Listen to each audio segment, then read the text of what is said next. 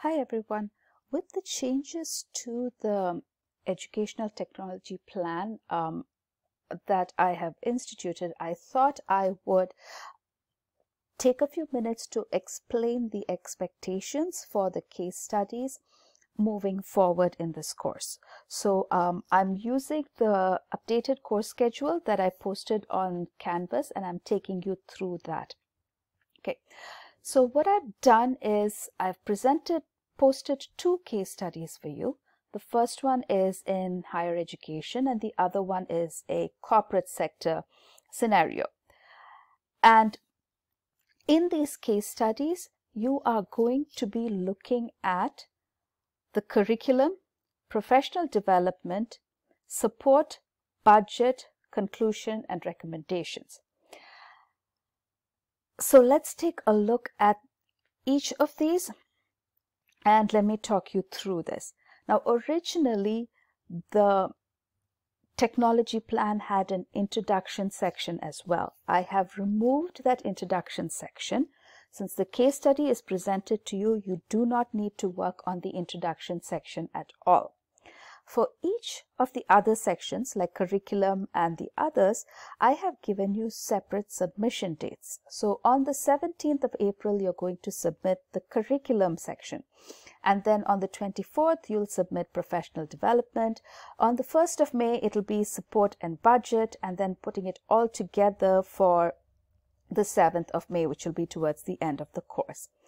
I've staggered the submission so that when you submit things to me, I can provide feedback so you can make sure that you're on the right track and addressing all the different needs. So that's how the course is being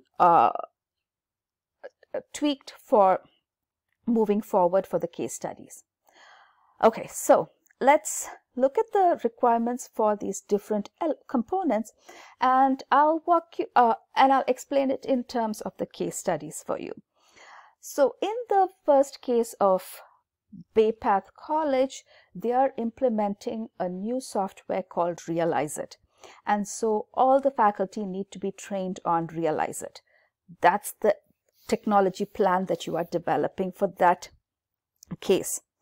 For case 2, we're looking at customer service experiences for Airbnb. And remember, Airbnb is primarily app-based and through email interactions. So you're now going to train all the Airbnb employees, which is everyone who uses that app, how to use the app effectively and make sure that they respond to customers in a timely manner and in an effective manner. So over there, the focus is on how to train them to use the app. Okay, so you've got these two cases now. Right, so let's look at what the component for curriculum is. Curriculum means you're going to talk about what are you going to teach these people. So when we're talking about Realize-It, what are the things that you want to teach the people about the software? That's your curriculum, right? So your goal and objective would be to make sure that they understand the different functions of the software tool, how to use it, and that they're comfortable using it. Those are kind of your broad goals and objectives. And then what is your action plan for it? Now, while the samples on the Canvas site are not based on case studies, I'm going to pull up one of the samples just to show you its relevance. Okay, so let's look at a sample here, sample 1, which will download for us. And I'm opening this PDF. And so here is a technology plan, right? If you look at it, they have a section called curriculum. So scroll down to page 10 and look at what they have written for curriculum. That'll give you an idea of what kind of things you could write. And so these are the goals they have identified and objectives for the goal as well. Implementation is their action plan. So the samples have all the elements required in your educational plan as well. Just pull up the sample, go to the relevant section and look at what they're talking about, and then see how that idea fits into your case study context. Okay, now I'll even pull up the next one, which is sample 2. And let's go look at their curriculum. So this is another technology plan. And again, look at it. See, each section is clearly laid out over there for you. So I just have to go to the section on curriculum development here.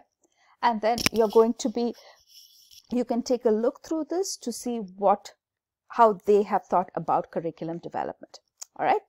Okay. So that's how the samples work. And going back over here, so that's the component for curriculum. Professional development is the next component. Again, look at the samples for suggestions. But what professional development does is what is your bigger plan for making sure all the faculty are trained? Are you going to do it through workshops and trainings, or are you going to have an online module? Are you going to provide incentives for people to take the training? Or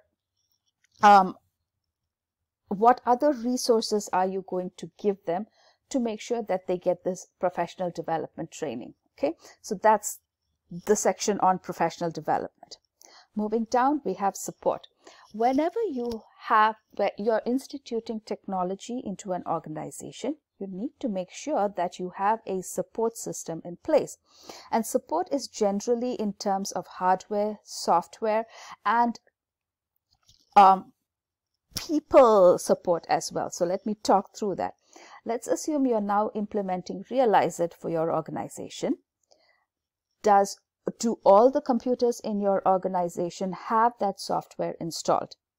That's a kind of support that you need to provide. If it isn't, how are you going to make sure that's going to happen? Can your institution handle the increased Wi-Fi bandwidth that's going to come up by using an online tool? And are all your computers newer versions that can, so that the hardware can handle this technology as well? And then suppose one of your faculty has a question about the technology, can they call a help center? So that's another form of support. So those are all the different kinds of support elements that you need to make sure are available when you implement a technology plan of this size. The budget. Now remember, in a case study budget, the numbers are vague and it's basically a guesstimate. So I'm not going to be looking at the numbers that you're putting in. I'm going to be looking at the line items that you list out. So for example, when you are putting together your budget, we talked about software, right? So if you need to buy this software for all your faculty, is that in your budget?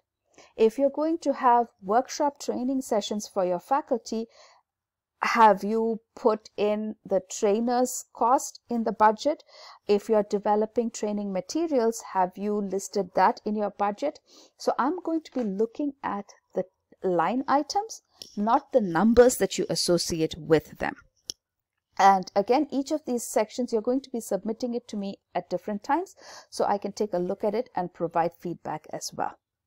Along the way, if you have any questions, please email me. If you need extra information about the case study or the scenario itself, email me and I can send something to you.